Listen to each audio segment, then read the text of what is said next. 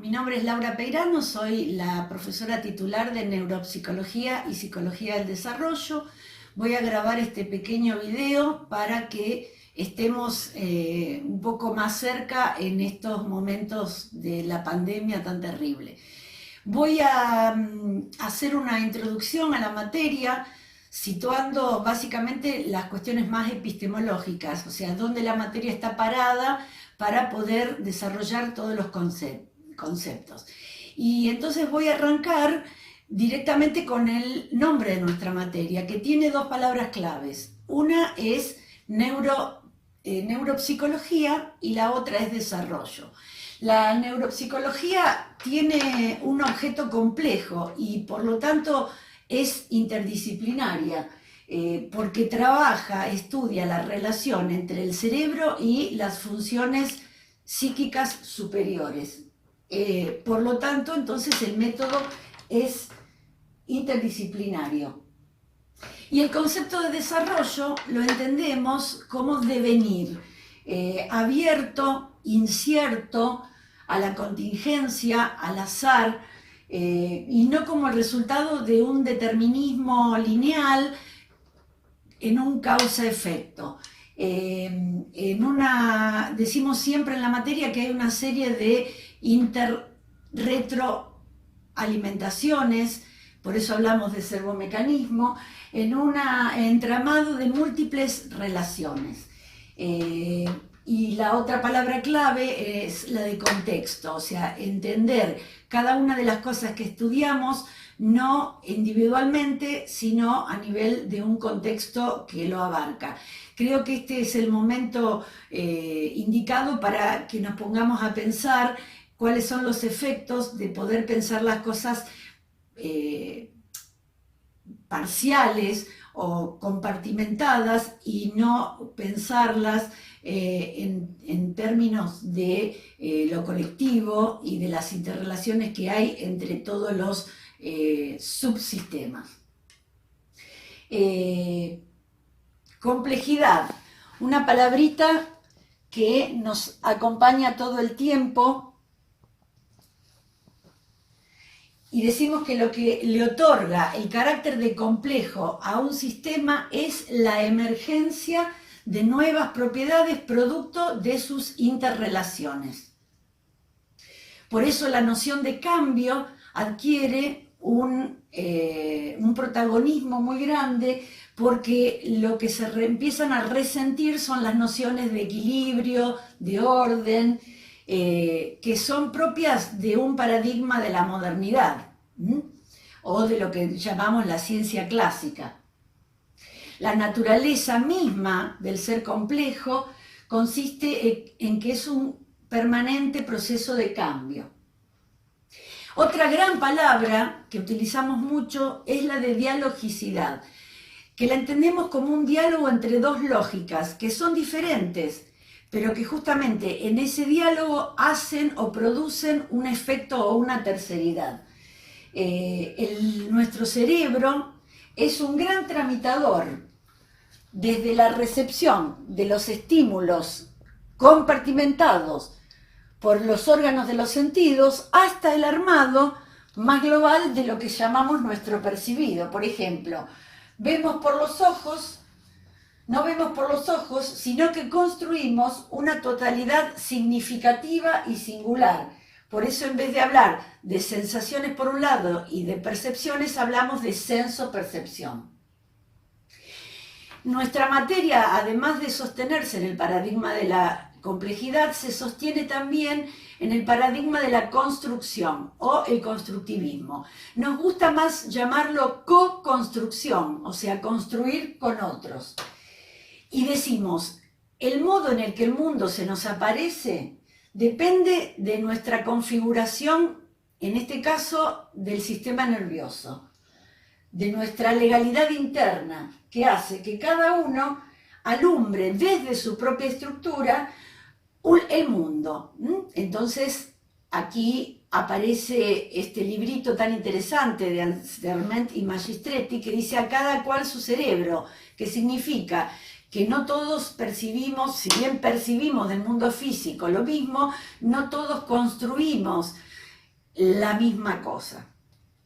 El pensamiento complejo entonces aspira a lo multidimensional, pero sabe que ese conocimiento complejo es imposible. Entonces nos sostenemos en concepciones o categorías como la de no a la certeza, o sea, incertidumbre, no a la completud, no al todo, no se puede saber y comprender todo, la incompletud, la aleatoriedad, la contingencia, el azar, los antagonismos, la complementariedad de los antagonismos. En el sistema nervioso central hay mucho de esto. Por ejemplo, el sistema simpático y parasimpático son antagónicos, pero son a su vez complementarios.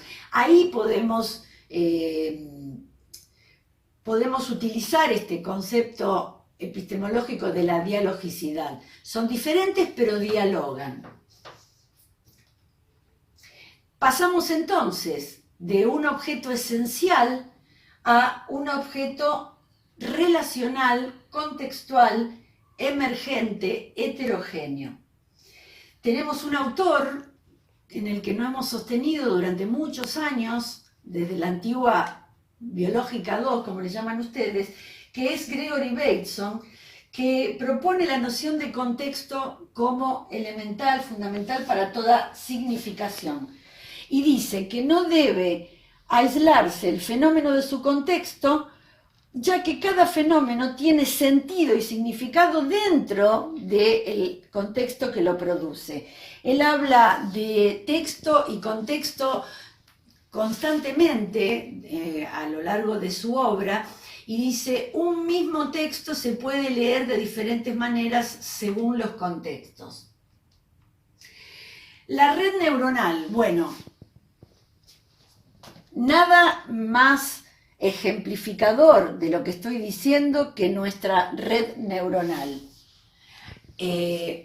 Una de las categorías que utilizamos para poder empezar a pensar cómo se va construyendo la funcionalidad de esta red neuronal. ¿Y por qué subrayo lo de la funcionalidad?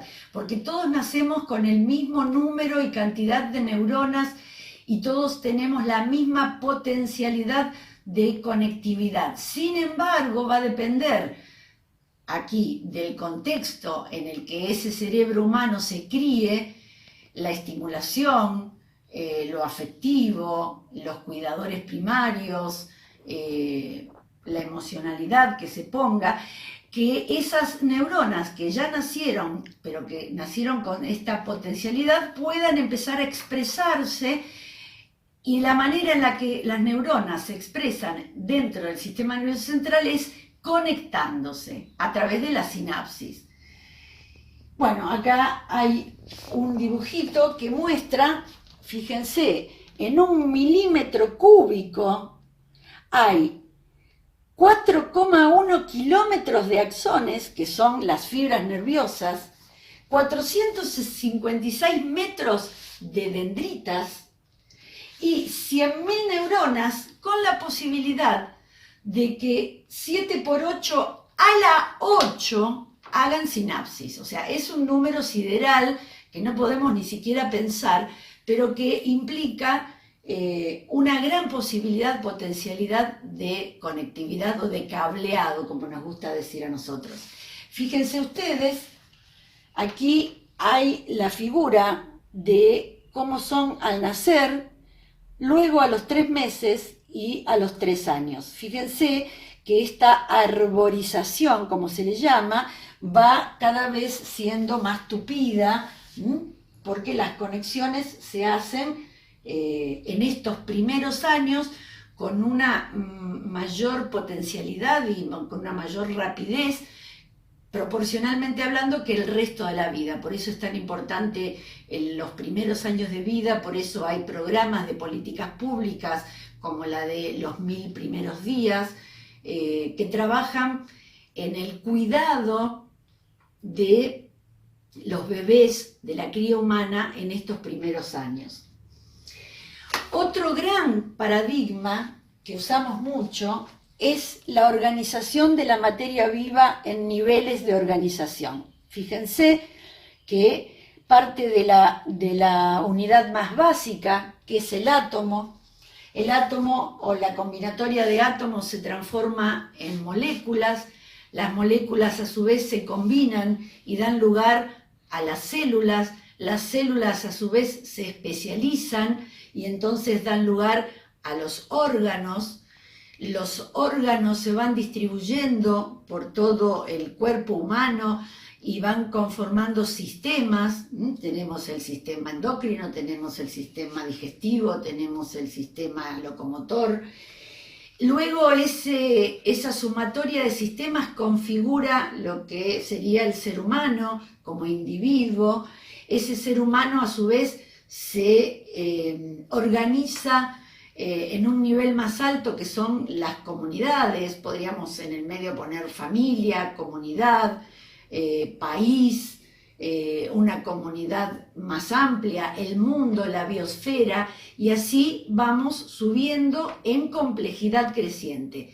Pero del mismo modo como podemos subir en complejidad creciente, podemos bajar en complejidad creciente y decir, por ejemplo, que lo que sucede en el plano de la comunidad, como lo que nos está pasando ahora en la comunidad global, al decir de Morin, puede afectar al organismo.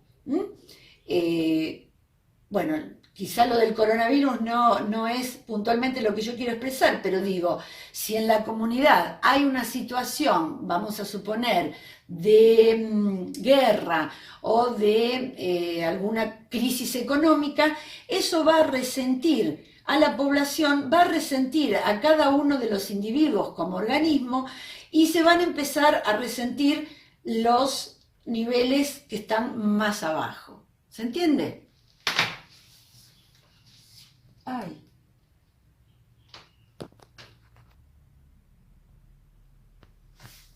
Bueno, para ir cerrando y no hacerla tan larga, el ser vivo entonces, el hombre en este caso, que es lo que nos ocupa obviamente en nuestra materia, es un sistema abierto y a la vez es un sistema cerrado. Es un sistema abierto porque intercambia información y energía con el ambiente, y es un sistema cerrado porque mantiene su identidad. ¿Qué digo con esto? Digo, intercambia información con el medio, pero no deja de ser el mismo. Y voy a situar esta linda filmina, diapositiva, para ver justamente esto de cómo intercambia información con el medio, especialmente en los primeros momentos de la vida, para justamente mantener su identidad de ser, lo que nosotros llamamos información estructura. Estos bebés, estos niños que se ven allí, van a ir produciendo todo lo que dijimos hasta hace un rato, el cableado, la profusión de conexiones neuronales, a partir de los estímulos que recibe del medio, en este caso la mirada, los abrazos, el juego, la palabra, para seguir justamente, y esto parece una paradoja, pero en biología las paradojas abundan todo el tiempo, para seguir manteniendo su información estructura, este bebé para no dejar de ser quien es, y ir configurándose en la interrelación con el medio.